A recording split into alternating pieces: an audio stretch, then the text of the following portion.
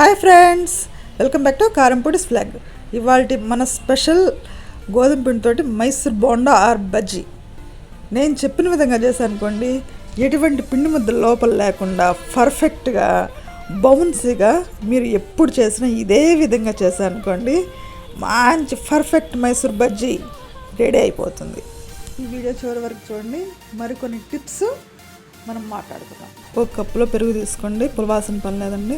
దాన్ని స్పూన్తో కానీ ఫోర్క్తో కానీ చక్కగా 1 or 2 minutes కలపండి. చక్కగా ఎయిర్ ఫామ్ అవుతుంది. మన మైసూర్ బొండ ఫ్లఫీగా రావడానికి ఉపయోగపడుతుంది.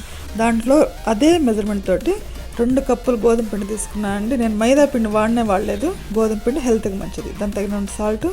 నేను దీంట్లో సోడా ఉప్పు బదులు ఈనో వాడానండి. మీరు సోడా ఉప్పు అయినా వాడుకోవచ్చు. 1.5 స్పూన్ ఈనో వేసేసుకొని దాని మీద 2 స్పూన్లు నీళ్ళు పోసామనుకోండి, చక్కగా పొంగినట్టు వస్తుందండి. మనకి పిండి చాలా బాగా ఫ్లఫీగా తయారవుతుంది. దీనివల్ల దీంట్లో 2 స్పూన్లు పచ్చిమిరపకాయల తరుగు, 1 స్పూన్ అల్లం తరుగు, 1 స్పూన్ కరివేపాకు తరుగు, 1 స్పూన్ జీలకర్ర వేసి చక్కగా 5 వేళ్లతోటి పెరుగు పూర్తిగా కలిసేంత వరకు చక్కగా ఒక 4 to 5 minutes చక్కగా కలపాలండి. నీళ్లు వాడకుండా, ఏమన్నా తగ్గిందనుకోండి పెరుగే కలుపుకోండి. చక్కగా కలిపిన తర్వాత మీరు కావాలంటే కొంచెం లైట్గా పెరుగును పలచగా చేసి మజ్జిగలాగా అవి వాడుకోండి. చక్కగా 5 వేళ్లతోటి చక్కగా 4 to 5 minutes కలిపామనుకోండి, అలా వస్తుందండి. దీన్ని ఈ కన్సిస్టెన్సీలో కలిపేసేసుకొని దాని మీద మూత పెట్టేసేసుకొని 3 to 4 hours పక్కన పెట్టేస్తాం అనుకోండి, మనకి మంచి మైసూర్ బోండా ఆర్ బజ్జీ పిండి రెడీ అయిపోతుంది అనమాట. ఈ పిండిని నైట్ కూడా కలిపి పెట్టేసుకోవచ్చు అండి. అయితే కొంచెం గట్టిగా కలుపుకోండి, తెల్లారేసరికి లూజ్ అయిపోతుంది, జాగ్రత్త. నేనైతే 4 hours మాత్రమే పక్కన పెట్టేసుకున్నాను. మూత తీసి చూసిన తర్వాత ఆ పిండిని మరలా 2-3 నిమిషాలు 5 వేళ్లతోటి చక్కగా బాగా కలపండి. కలిపితేనే మనకి ఎయిర్ ఫామ్ అయ్యి పిండిలో చక్కగా చాలా బాగా గుల్లగుల్లగా బౌన్సీగా వస్తుందన్నమాట మనం మైసూర్ బజ్జీ.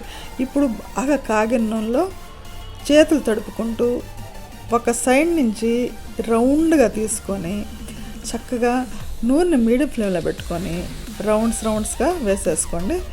మన బండి మీద ఈ చూపుడు వేలు బొట్టన వేలు సందులోంచి వేస్తుంటారు, అది నాకైతే రాదు. ఇట్లా చక్కగా వేసిన తర్వాత మీడియం ఫ్లేమ్లో ఒక 2 నిమిషాలు కలపవాకండి.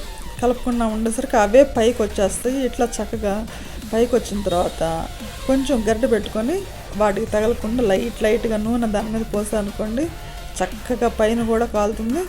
మధ్యలో తిప్పేసుకున్నాం అనుకోండి, మంచి సాఫ్రాన్ కలర్ వస్తాయండి. అయితే మాత్రం ఇలా 2 సైడ్లు వేయించేసుకొని ఒక టిష్యూ పేపర్ ఉన్న ప్లేట్లో వేసేసుకున్నాం అనుకోండి.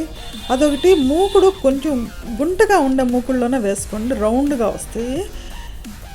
ఆయిల్ బాగా వేడిగా ఉండాలండి. వేసేటప్పుడు మీడియం ఫ్లేమ్లో పెట్టుకోండి. చక్కగా మంచి మైసూర్ బోండా మనకి రెడీ అయిపోతుంది. ఇప్పుడు మీకు తుంచి చూపిస్తాను. దాని లోపల ఎటువంటి పిండి ముద్ద ఉండనే ఉండదండి. చూసారు కదా ఎంత ఫ్లఫీగా వచ్చినాయో, చాలా సాఫ్ట్గా ఉంటుందండి. మీరు ఒక్కసారి నేను చెప్పిన విధంగా చేసి చూడండి, ఇంకోసారి డౌట్ లేకుండా మైసూర్ బజ్జీ హ్యాపీగా చేసేసుకుంటారు. ఈ వీడియో నచ్చిందా? అయితే సబ్స్క్రైబ్ చేసుకోండి. ముందుగా మీ ఫ్రెండ్స్కి, బెస్ట్ ఫ్రెండ్స్కి షేర్ చేయండి. మీకు ఎలా వచ్చిందో ఒక్కసారి నాకు కామెంట్ కూడా చేసేసేయండి.